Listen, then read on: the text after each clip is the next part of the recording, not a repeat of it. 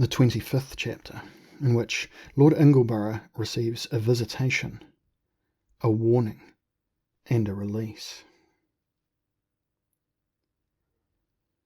Lord Ingleborough lay with his hand clutched about the arm of his chair, with his head upon the rest behind him, square before the open door of his lodgings, which opened onto a small, homely courtyard that, in turn, opened onto the great square beyond.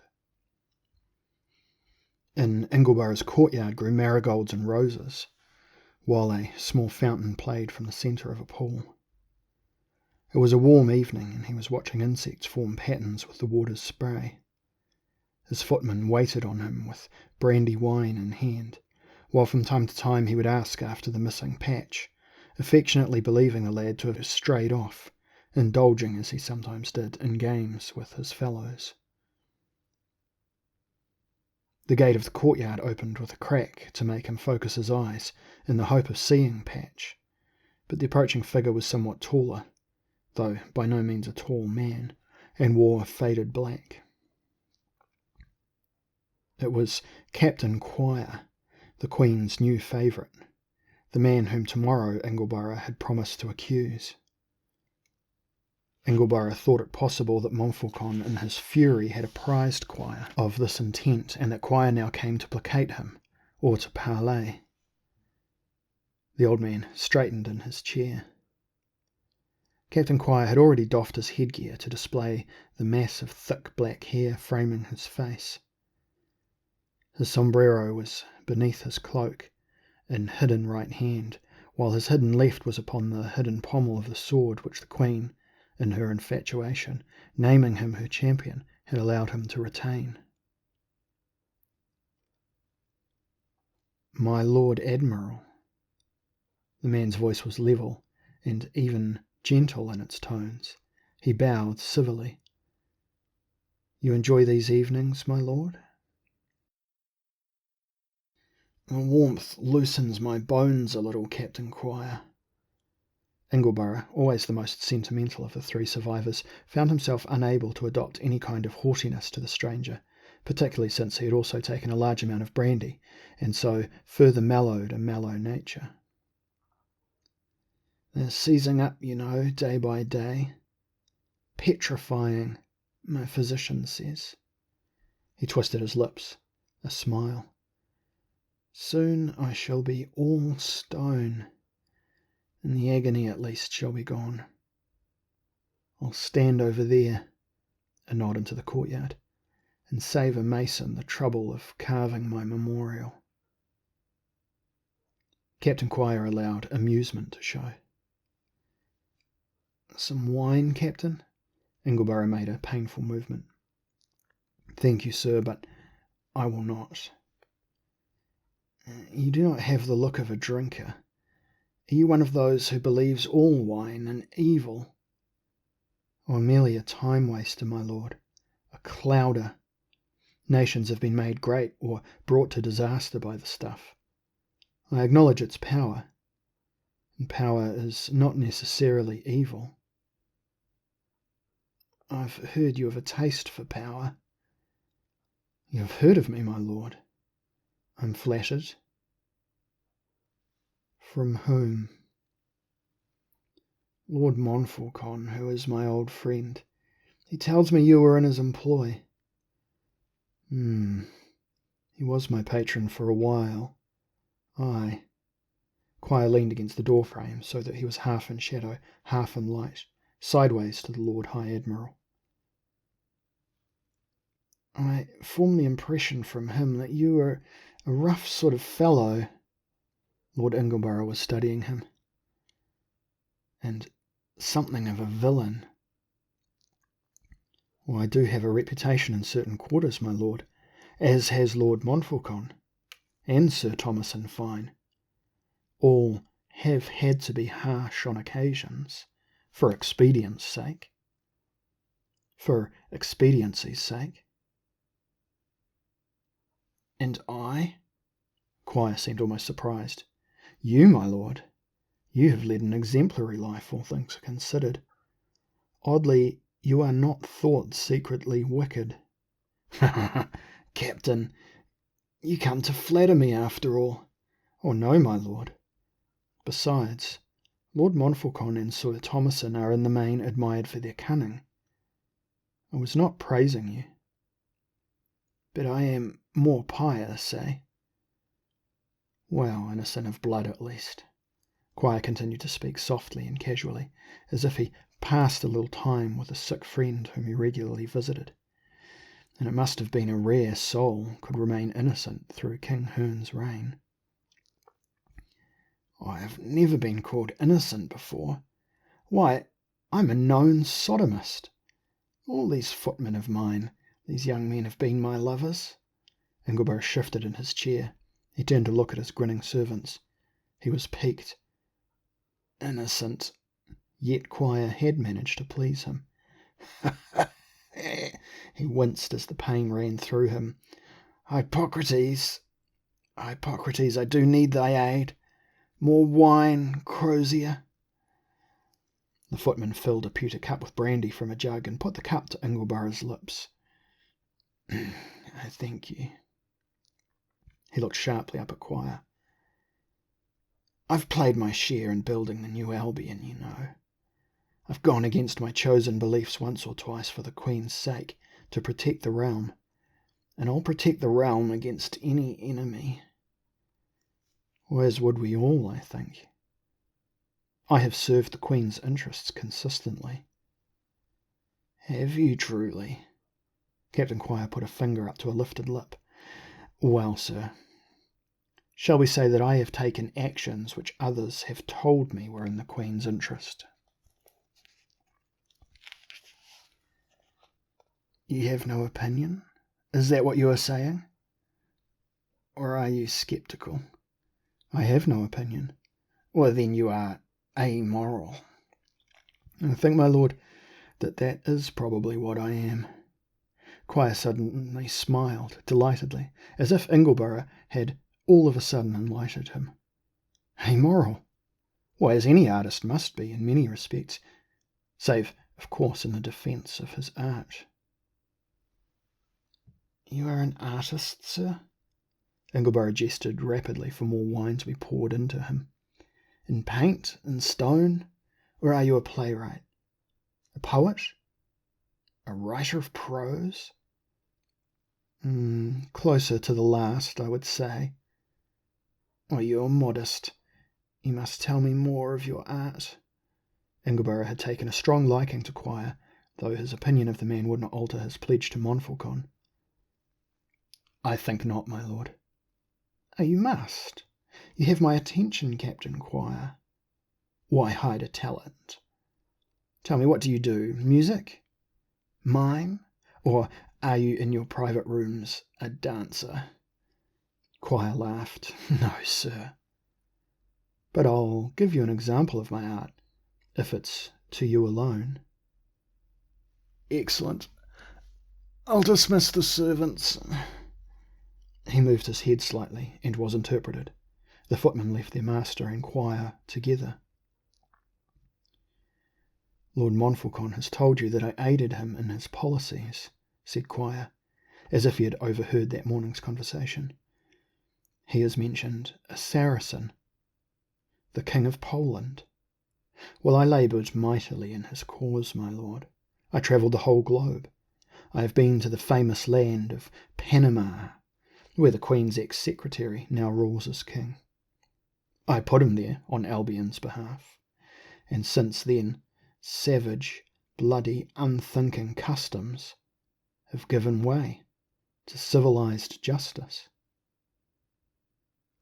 I have always despised savages, my lord, as I despise all who are ignorant and put precedent before interpretation. Such habits give birth to hypocrisy."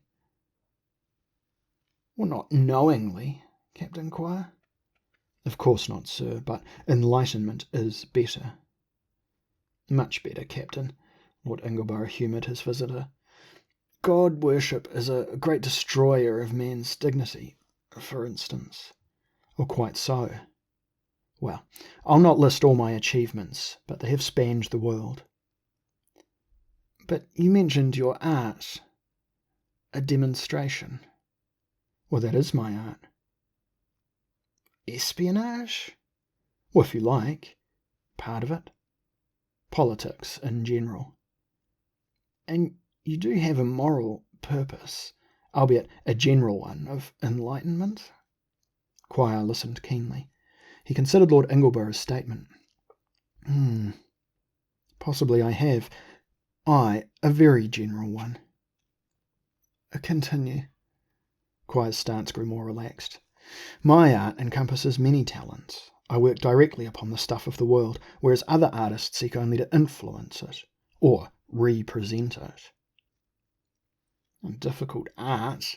There must be dangers in it, not found by other artists. Well, of course. My life and liberty are constantly at risk. Quire became serious. Constantly, my lord. When, tomorrow morning, you visit the Queen on Lord Montfaucon's behalf, you will be putting my plans, and possibly my liberty, in danger. Lord Ingleborough smiled, almost forgetting his pain. So Montfaucon has told you, and you are here to plead. Oh no, my lord. Or then to charm me into giving up my word. I meant, my lord, that Lord Montfaucon has told me nothing directly, and that I am not here to plead. I overheard your conversation. I saw you gathering and followed. I am, as Lord Montfaucon guessed, familiar with the palace's secret parts. You were eavesdropping, eh? Well, I've done the same in the old days. Did you kill the Countess of Scaith? No. I thought not. You believe Lord Montfaucon slew her? Quire's tone was neutral. Well, he was never her friend. The rumour says she's fled the land. There's no evidence. More evidence to say she's dead. But we're off the original subject, Captain Quire. Lord Ingleborough's strength was leaving him again. The twilight grew steadily deeper. Well, I'd best tell you what I intend to do. It is my duty to honour my word to Montfaucon and inform the Queen of her danger from you. You have confessed to me that you are a killer and a spy and worse. I admire your honesty as I admire all honesty. Honest cruelty, honest greed, honest crime. I prefer it, as many of us, to the hypocritical kind. And I'll tell that to the Queen. Well, she knows what I am already, said Quire in a small, furious voice. You have told her everything. She recognises me for the artist that I am. She is deceived because she would rather be deceived by me than by you, or Lord Montfaucon, or the Grand Caliph of Arabia. I understand you, but I must list your crimes as Montfaucon sees them in the morning. I do not think you mean personal harm to the Queen, not now, but I think you could in time do great harm to the realm and corrupt the Queen. You are much cleverer, you see, than Lord Montfaucon gave me to understand. Captain Quire bowed acknowledgment. If you had been my patron, this position would not have come about between us. And what are your plans, Captain Quire? What do you seek to achieve here? To amplify and define my senses, said Captain Quire. I answer the same to all such questions. Now, but you must have plans. Are you loyal to Albion? Well, anyone can claim that. What is loyalty? A belief that what one does for another is the best thing one can do? Well, I do not interpret. I have been told that what I do is best for Albion. So, you do serve a master. Who? I have a patron, my lord. Ingleborough gasped in pain. It came hard into him again. Quire stepped to the brandy and poured, putting the cup to the writhing lips. Thank you, Captain Quire. Who is this patron? It is not my habit to disclose such names.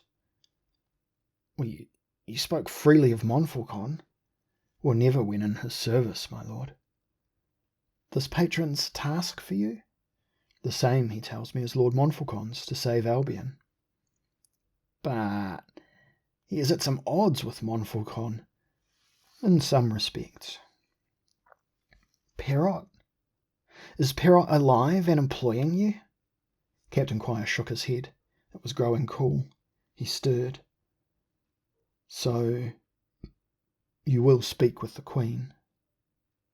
Aye, Captain. Captain Quire folded back his cloak and displayed a scabbarded dagger. Lord Ingleborough looked at him through the gloom and shrugged. Murder me? With so many witnesses? Of course not. I am not sufficiently well established at court. Yet your gesture was calculated. Well, I promised you an example of my art. So you did. Quire looked into the darkness of the courtyard. Well, I have caught your catamite. You have Patch? Lord Ingleborough raised both swollen hands to his face. Ah! I secured him as soon as I knew your intention. I've been playing with him this afternoon. The dagger was touched. He's mine. Yours again if you swear silence regarding me.